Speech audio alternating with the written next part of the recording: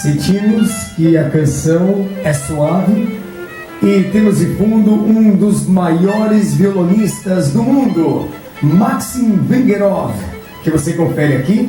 Foi muito bem escolhido para esse tema de hoje, para esse programa de hoje. Sejam todos muito bem-vindos. Você, meu amigo internauta, você que nos segue aqui pelos invasores do YouTube, você deixa o seu joinha, dá essa força pra gente aqui e olha, clica nesse sininho aqui embaixo que você vai receber certamente as notificações dos próximos programas. Vem muita coisa legal por aí e hoje escolhemos esse tema que é o violino, isso mesmo, esse instrumento fantástico de um som harmônico, clássico, onde estivemos no ateliê de Philippe Canroyan.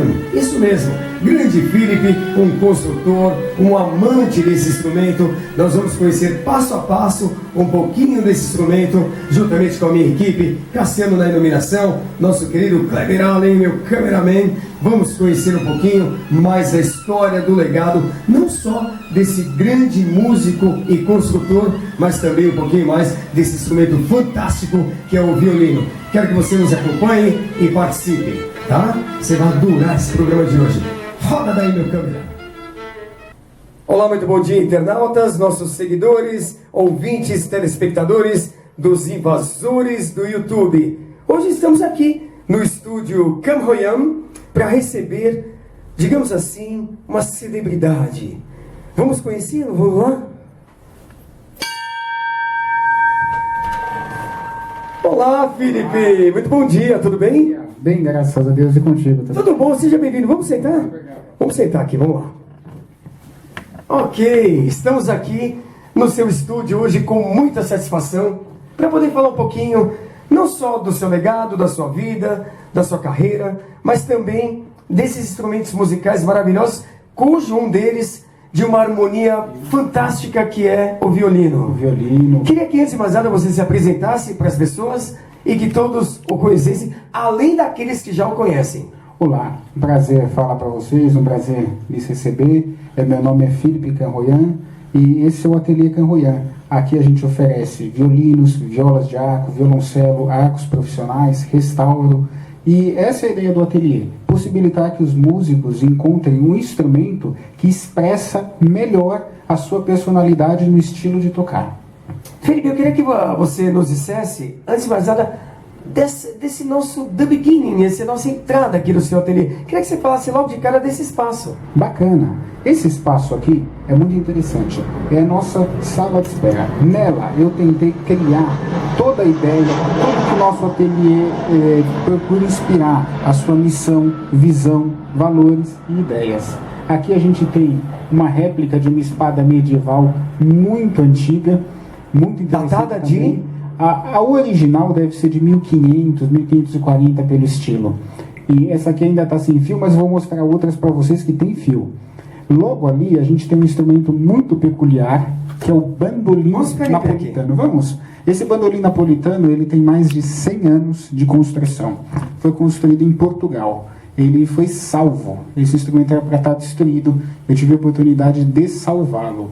E o que é interessante no bandolim napolitano da gente mostrar? Olhem que interessante o fundo dele. Ele é uma abóboda.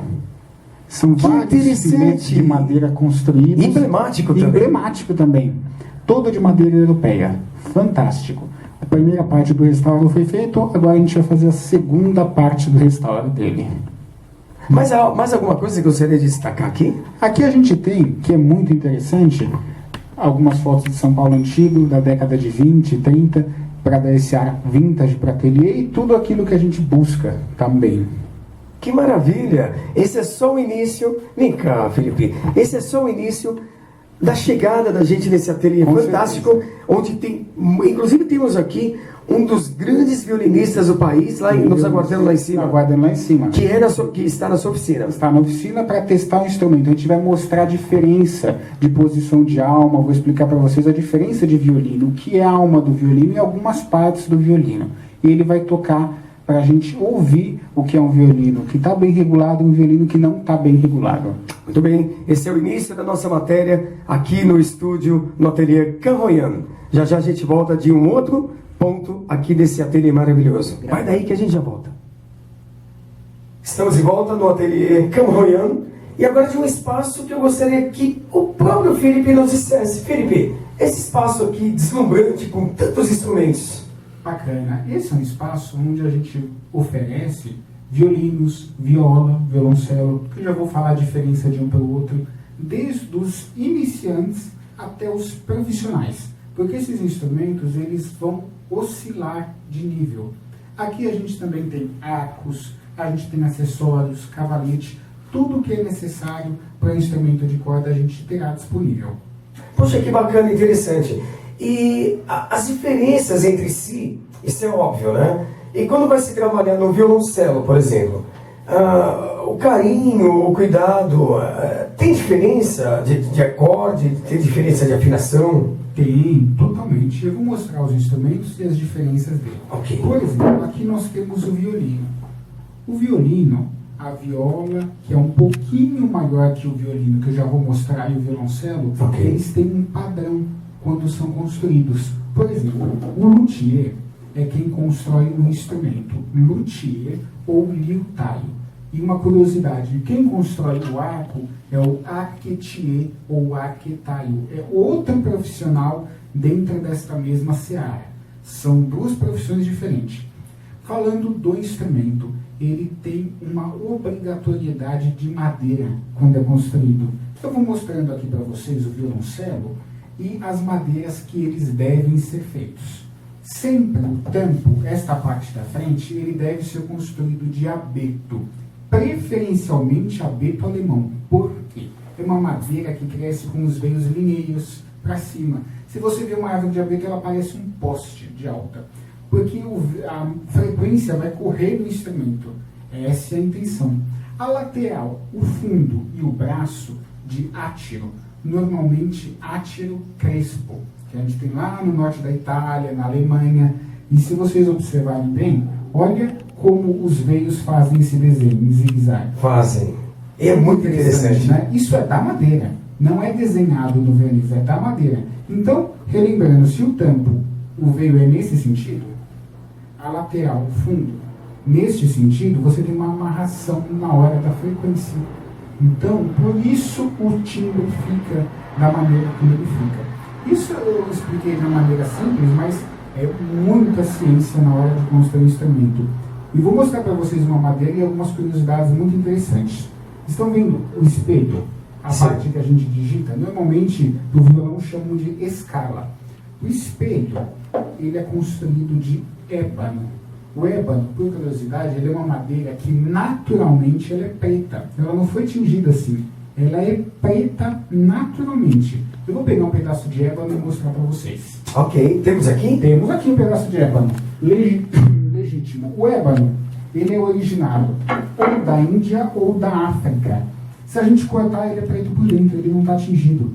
Ele só serve para essa finalidade no instrumento. No instrumento, só para espelho, e também a gente consegue usar ele para o que nós chamamos de kit, ou acessório, que é essa parte do violino, a queixeira, o estandarte e as cravelhas. A gente consegue utilizar ele nesta parte. Pesado, É né? pesado. É uma madeira que, se você estiver no naufrágio e agarrar um pedaço de ébano, você afunda. Por quê? Ele afunda na água, é uma das únicas. Ela absorve. Absorve. E ela afunda na água, não boia, igual a maioria das madeiras, porque a densidade dela é maior do que a densidade da água.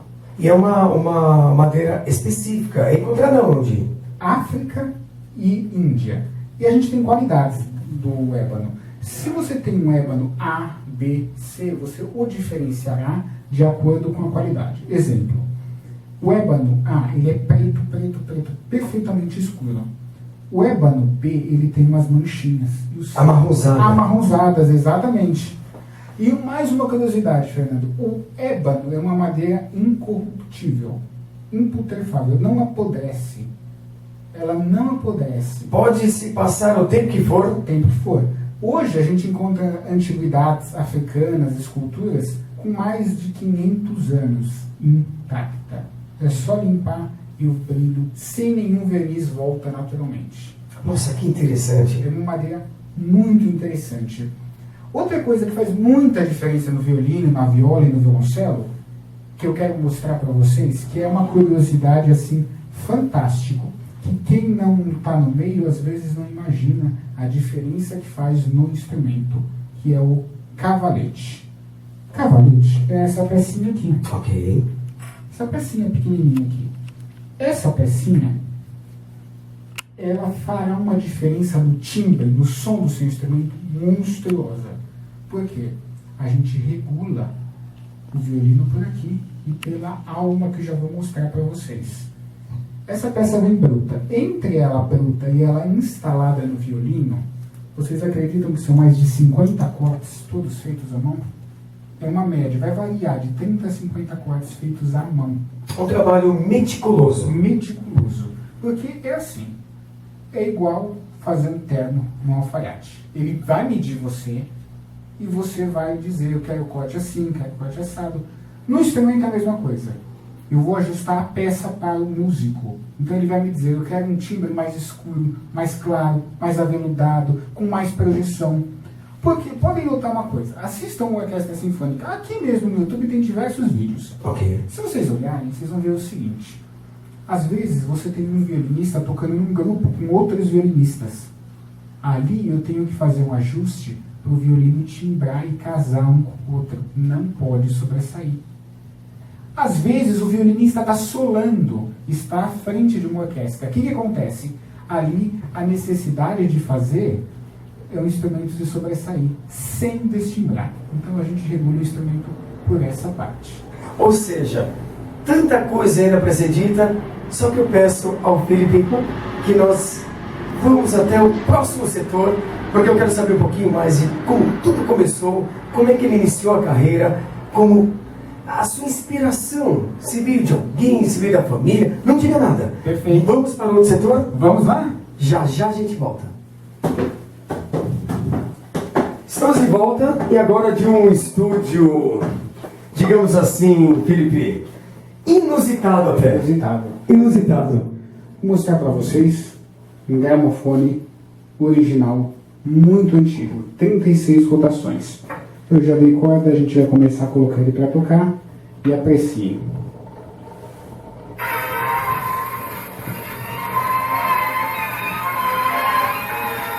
Datado de que época? 1910, 1920. Vamos ouvir.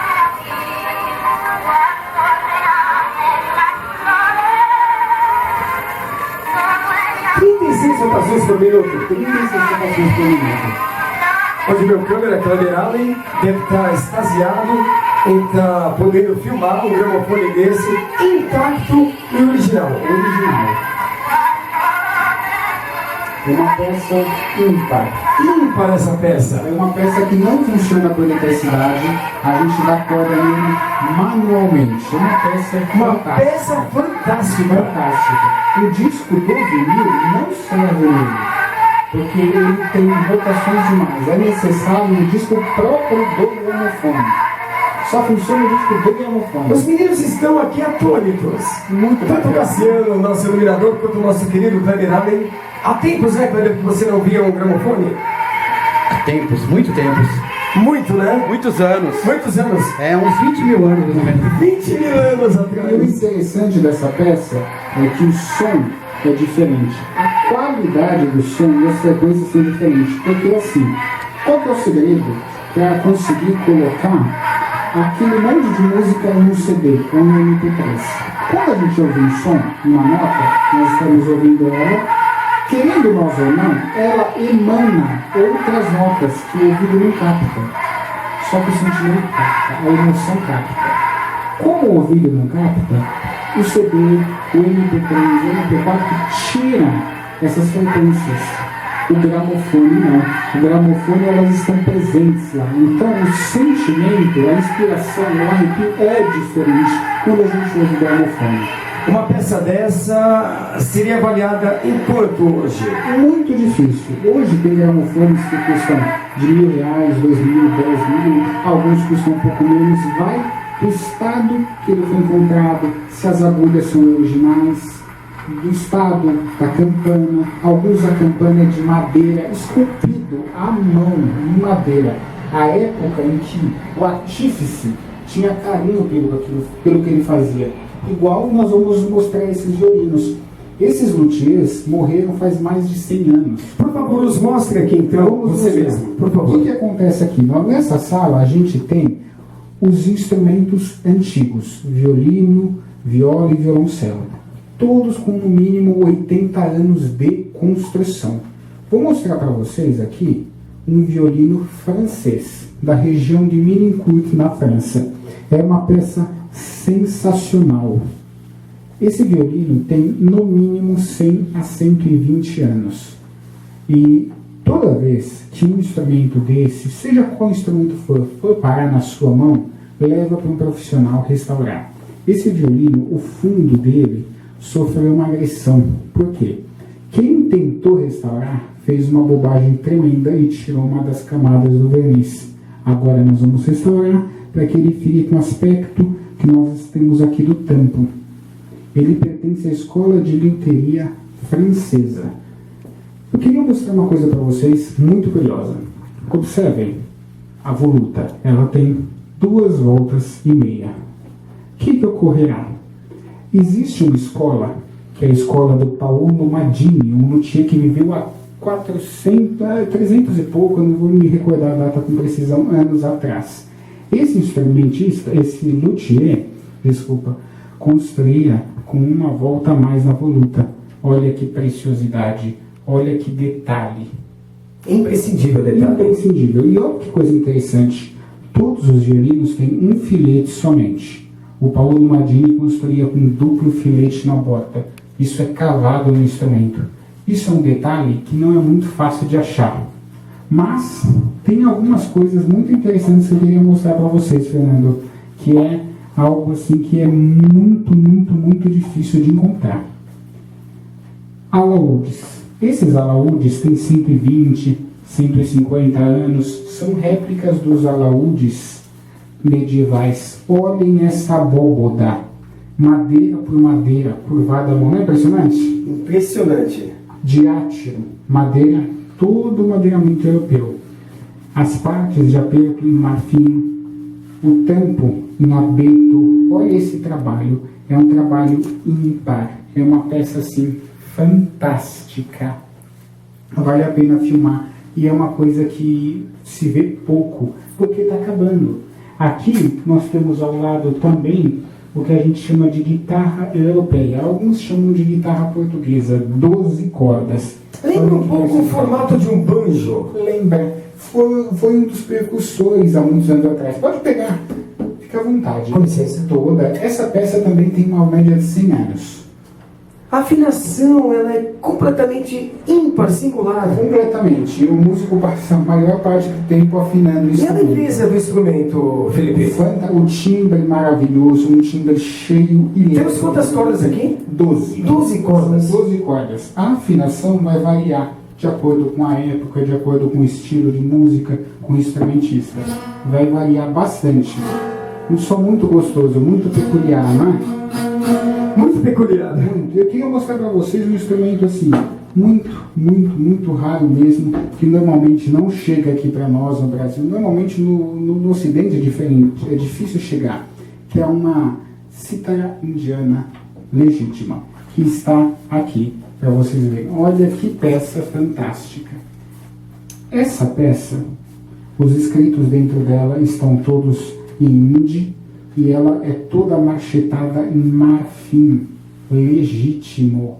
Essa época desse marfim aqui é muito antiga, era uma época que haviam liberações quando o animal estava muito vivo da extração. Tanto é que o marfim é muito grande. Hoje é proibido a extração. Mas olha que peça de extrema qualidade. Olhem esse fundo, esse trabalho de marchetaria, as incrustações que foram feitas aqui.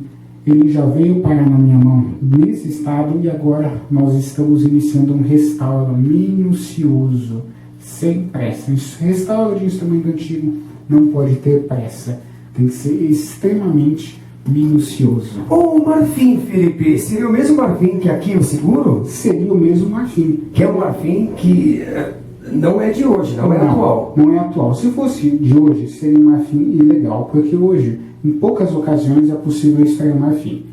Por exemplo, quando a morte natural do elefante eles autorizam e tem a documentação, é legalizado. Esse marfim também é legalizado. Existe toda a documentação dele, ele tem mais de 200 anos. Uma das formas de nós sabermos, eu vou mostrar para vocês, se vocês olharem, ele tem rachaduras. Toda vez que ocorrem essas rachaduras no marfim, é que ele passa de 80, 100, 120 anos. Ou seja, é uma peça muito, muito, muito antiga mesmo. Só que o que é interessante falar, Fernando, é que existe marfim de elefante, de morsa, de mamute. O marfim de mamute ele é 100% legalizado. Por quê? Ele é encontrado nas escavações das presas que ficaram dos mamutes. Então ele é encontrado e a gente consegue achar peças dele. Então tem muita coisa dele, muito interessante, né? Muito interessante. E os livros, Felipe? Muita coisa de livros antigos. Alguns aqui nós temos Machado de Assis, primeira edição original, obras completas. E a gente tem muitos livros de música impressos há muito, muito, muito tempo. Poderiam perguntar, mas por que essa história toda? Se nós não preservarmos a história, se nós não conhecemos a história, como que poderíamos olhar para o futuro? Exato. Então, se hoje eu não preservar marfim, se eu não preservar esse material, nós não deixaremos, se a gente não preservar esses instrumentos, nós não preservaremos para as gerações futuras. Poderiam perguntar, mas por que esses instrumentos são tão antigos? Alguns desses violinos têm 150 anos. É assim, o violino, quanto mais antigo, melhor. Ele só consegue alcançar sua plena maturidade sonora depois dos 50 anos tocado. Então, se eu uso o violino por 50 anos, ele vai começar a definir o timbre dele. Por isso que existem instrumentos que a gente fala tem 300 anos e o som é maravilhoso. Cada dia que passa ele melhora. Ele é igual o bom vinho. O bom vinho ele amadurece. E mais uma coisa interessante sobre esses instrumentos que pouca gente imagina, Fernando. Olha que história sensacional. Existem diversas escolas, diversos estilos de se tocar violino. Então vamos imaginar que tem um músico que tem uma característica de tocar que é um pouco mais marcante. Ele toca com um pouco mais de peso. O instrumento dele vai absorver no timbre esse jeito de tocar. Ou seja, o instrumento absorve o jeito de tocar do músico. Que coisa fabulosa. Fabulosa. Então, como ele passa pela mão de diversos músicos, cada instrumento é uma fusão. Não existem dois iguais. Uma curiosidade. Uma das melhores orquestras sinfônicas do mundo, Filarmônica de Berlim. Eles têm alguns violinos Antônio Stradivarius, originais próprios da orquestra. Aquele violino é cedido para aquele músico. E aquele violino só pode ficar naquela cadeira. Um exemplo, assim, segunda cadeira, de dentro. Ele vai ficar sempre ali. Quando o músico sair da orquestra, aquele violino continua lá com outro músico, para não distinguir a orquestra. Então existe toda uma estrutura, toda uma forma de se fazer. Vou mostrar para vocês aqui um livro impresso em 1858, um dicionário musical. Uma coisa rara de se ver. Rara. Como é que você adquiriu? Esse livro foi caçando em sebos. Eu busco, eu procuro, eu vou atrás e muitos desses materiais eu salvo. Às vezes da destruição. Quantas bibliotecas, eu vou mostrar já para vocês para o Brasil, quanto para o Brasil que eu salvei queria virar carbono. 1855, Rio de Janeiro. 1855 foi a data de impressão desse livro. Nossa, que coisa fantástica. Fantástica. Você vê, você consegue conservá-lo, opinião da imprensa, abreviaturas do dicionário, ou seja... É uma obra fantástica. É uma obra fantástica. O mais antigo que nós temos é de 1770. Acentuada a expressão, acentuado principalmente nos tempos fortes do compasso. Ou seja, é a licenciatura da história. É a licenciatura da história. E o mais interessante que eu vou mostrar para vocês aqui. Que coisa impressionante. Olha que impressionante. Quem comprou em 1860. Colocou o valor que ele pagou e aí ele colocou a quem ele presenteou. E a filha dele, depois em 1900, passou para a neta, em 1928. E ele foi de geração em geração nessa família. E com você está há quanto tempo? Comigo ele está há pouco tempo, está há 10 anos só. 10 anos. 10 anos. Quer dizer, um livro antológico que vai passar para os seus filhos, para os seus netos, bisnetos. Exatamente. E ele vai ter vida, ele continuará a existência. Eu vou mostrar para vocês livros de bilheteria antigos são muito raros. Aqui nós temos uma planta. Seguro. Então, olhem que coisa interessante. Esse livro também é de 1800 e pouquinho. Olha que interessante a forma como ele funciona. Isso daqui é a forma como o violino deve ser construído. As medidas são precisas. Por quê? Olhem as medidas da voluta, do tampo. Se uma coisa sai errado, o instrumento não timbra. Então, as medidas são absolutamente precisas. Aqui está escrito. Imutáveis. Agora, o que pode alterar é a medida de acordo com a escola de liuteria. Por exemplo, eu vou mostrar para vocês um violino que, se vocês observarem bem, olhem ele de lado.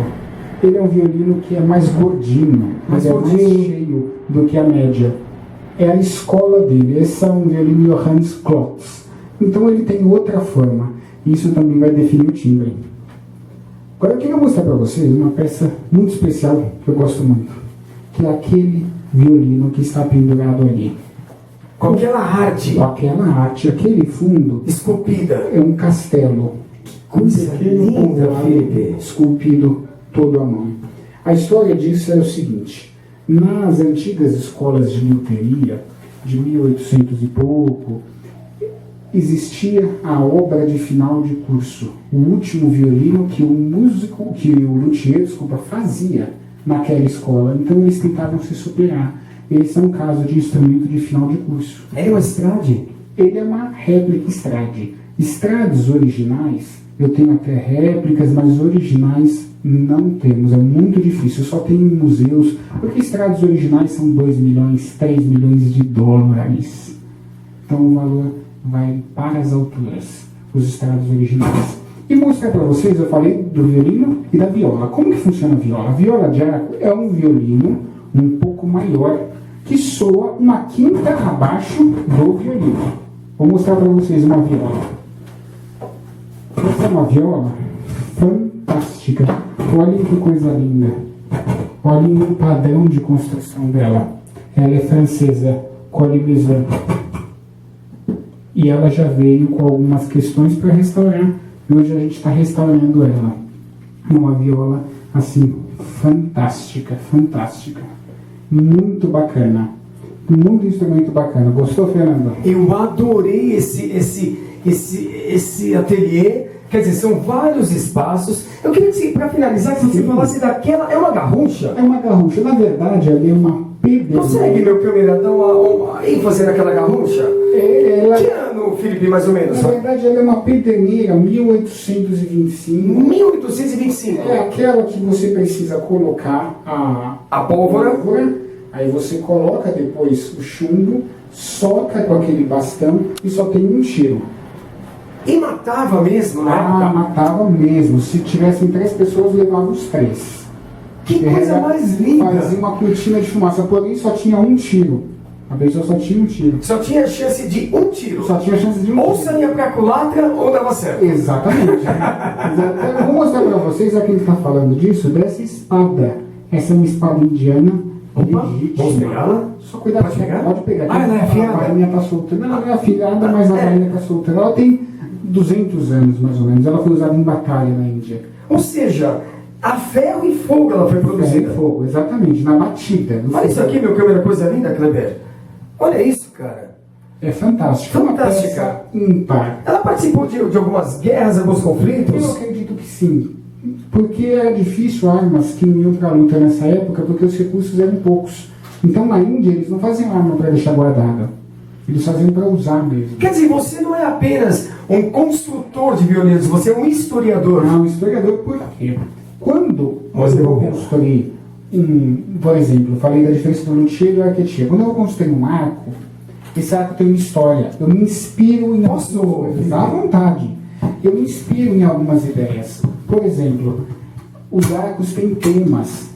Olha que espada fantástica. Cara, que fantástica. Essa olha é essa nossa de uma espada pirata. Só cuidado que essa tem um corte violento. Opa, então espera aí. Deixa eu te ajudar aqui. Isso, por favor, Felipe. Que essa tem um corte muito forte. Olha a capa, Kleber, que coisa mais detalhada, que coisa mais... Um trabalho ímpar. Ímpar. É metal isso aqui, Felipe? Este é metal e este é couro. Ai, que beleza. Pode pegar, Kleber.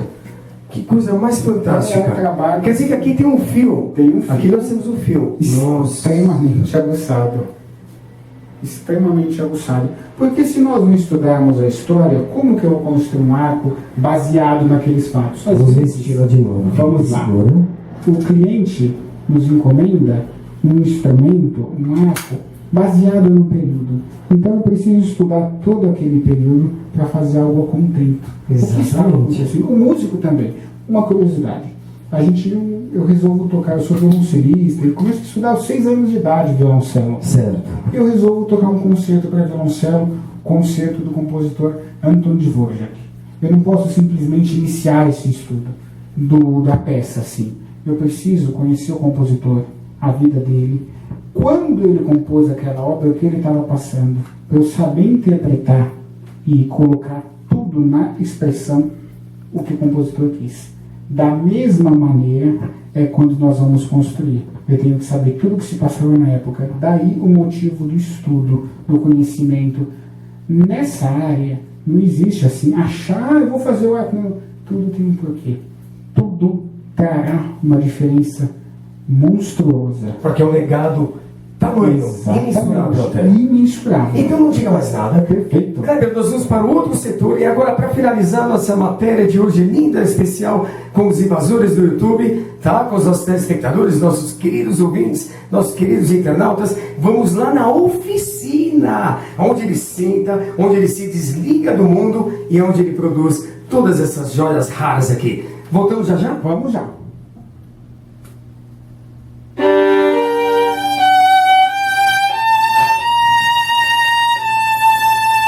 Ele é o Vinícius Zabad. Grande Vinícius, tudo bem? Tudo. Quantos anos? Tenho 15 anos. 15 anos, toca desde que idade? Desde os 6 anos de idade. Coisa maravilhosa. Pera aí que você vai tocar pra gente. Felipe, eu gostaria muitíssimo que você agora desse seus agradecimentos a todos os invasores do YouTube. Prazer receber vocês, espero que tenham gostado. Esse é o nosso ateliê, essa é a nossa oficina. Também prazer estar com nosso amigo Vinícius aqui tocando, grande violinista. Prazer te receber, Fernando. Muito bacana. Qualquer dúvida que vocês tiverem, pode deixar nas perguntas, a gente está sempre aqui. Gostaria de fechar, encerrar com um brinde, tá? Um vinho de uma safra gaúcha maravilhosa e com esse som maravilhoso do grande Abade. Por favor, finalizando com o Abade, um abraço a todos. Bravo. Um brinde. Um brinde. Cara, demais, né? Bravo, muito bom. Obrigado, meu. Tamo junto, cara. Um brinde. Foi muito legal, cara. Muito bacana, muito jóia. Muito legal. Muito legal. Aqui nessa oficina maravilhosa, tá? Com o som do grande Vinícius.